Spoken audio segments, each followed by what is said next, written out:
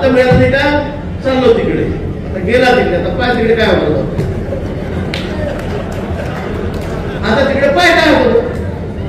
तुला वाटतं ना की माझ्या वर्गावर सगळा मतदारसंघ आहे, माझ्या संघावर निवडून येतो, माझ्या भरोश्यावर निवडून येतो, मात्र कळेल. अहो मागच्या वेळेला स्मिताताईंना पहिल्या यादीमध्ये तिकीट दिलं, पहिल्या यादीमध्ये दिलं, नाव जाहीर झालं, मिरवणूक काढली, फॉर्म भरला, 8 दिवस प्रचार केला, मेळावे घेतले, बोर्ड लावले, होल्डिंग लावले, पॉम्पलेट वाटले गावात जाऊन.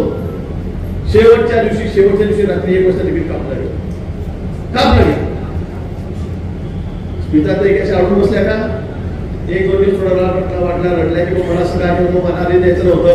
पण तिसऱ्या दिवशी हे सगळे जण उठले, कामाला लागले, गाडीमध्ये होते, चला प्रचाराला पुढे जायचं म्हणून. यांनी पक्ष बदलला का, ते पक्ष सोडून गेले. तुम्हाला असं काय झालं असतं तिकीट दिलं की पक्ष सोडून द्यायचं, आपण वेगळ्या पक्षामध्ये जायचं. माझा मित्र चाललं तो म्हणतो, हा पप्पा माझ्यासाठी बलिदान केलं, अरे म्हटलं बलिदान नाही केलं, तुला बळीचा बकरा केला. ते मित्रप्रेम नाहीये. निवडून यासारखी परिस्थिती असती तर यांनीच तिकीट घेतलं असतं. पण यांना माहित आहे आता 5 लाखात पोहोचायचे, लीड 5 लाखाच्या वर द्यायचं मी आपल्याला सांगेल.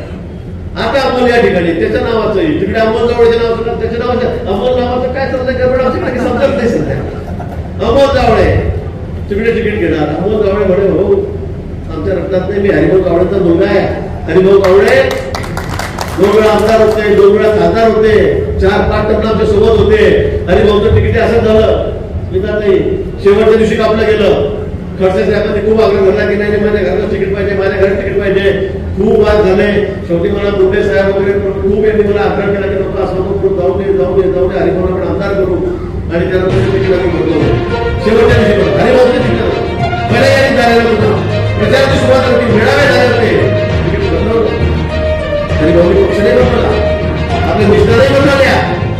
दुसऱ्या दिवशी कामाला, तिसऱ्या दिवशी कामाला चला ठीक आहे, जायचं नाही. कार्यकर्ताही करता होते, सगळ्यांची बंद केली, चिडले त्याच्यावर. आपण कुठल्या पक्षाचे आहोत, आपण कुठल्या समितीचे लोक आहोत, त्यांच्या मनामध्ये आला नाही पक्ष बांधावा. त्याने निरोप केले, आमच्याकडून उभे राहा नाही केलं त्यांच्या.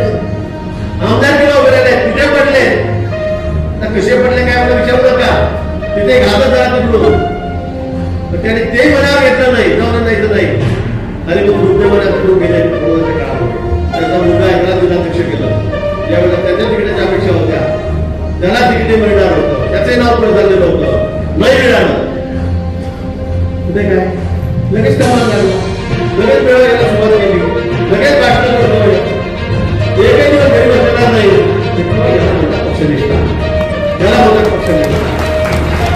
तुम्हाला योगदान माहिती, पक्ष काय माहिती, चळवळी काय झालं तुम्हाला माहित नाही, कोणी लोकांनी काय काय करतं हे माहित नाही. तुम्हाला ऐकून मिळालं की असं मिळालं की असं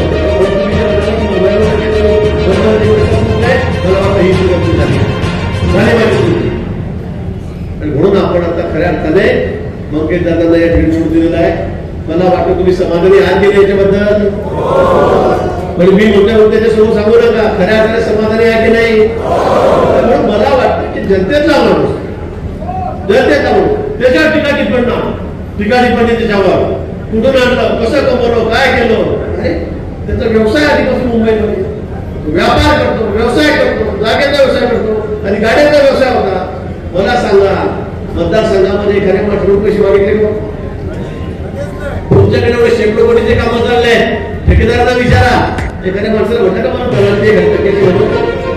बंद पडायला सांगा. तुम्ही एखाद्या अधिकाऱ्यांनी सांगावं की हो पैसे घेतले, पैसे मागितलं, एक म्हणून दाखवा मला, एक म्हणून दाखवा मला, होणार या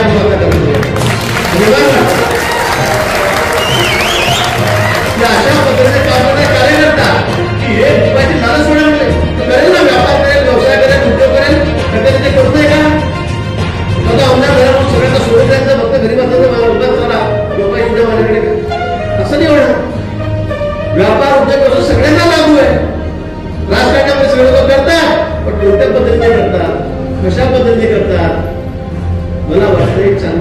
दोन उदाहरण मी सांगेन राजकारणामधलं, मग हे जरा येते तुमचा असा मला समजता मला मित्र तुम्हाला लांब पल्ला काढायचा असेल एकदा दोनदा पण निवडून येतो तिसऱ्यांदा पण निवडून देत नाही लगेच काय काय करावं ते करतोय म्हणून काय काय उद्योग करतोय म्हणून मला वाटतं 5-6-7-8 पाहिजे असतील तर तुम्हाला लागेल त्याचा विश्वास स्थापित करावा लागेल अशा पद्धतीने तुम्हाला काम करावं लागेल त्या मला असं वाटतं की नाही तरी उदाहरण आहे अनेक उदाहरणांना अनेक आणखी लोक आहेत आणि स्वतःला देव म्हणतात मला काय अगली बारी नाही म्हटलं ठीक आहे बरोबर आहे माळी प्रत्येक वेळेला म्हणतात काय करू उद्धवरावांना मी नेहमी सांगतो काय करणार काही अडचणी असतात काही गोष्टी असतात पण ते कधी थांबले नाही ते कधी घरी बसलेले नाही जाऊ दे आता मग पुढच्या वेळेला 25 वर्षांमध्ये ते सांगताय तुम्ही पुढची बारी अगली बारी अटल बिहारी म्हणजे म्हणायचो ना ती पूर्वी अगली बारी अटल बिहारी आपल्याला माहित होतं आपली बारी काही येतच नाही पण ती गाडी होती ती 17 वर्ष एकत्र झालेली होती आणि अगली बारी आता आपलीच बारी आहे आणि म्हणून या वेळेला आपल्याला 400 पार करायचे 400 पार करायचे मोदीजींना पुन्हा पंतप्रधान करायचं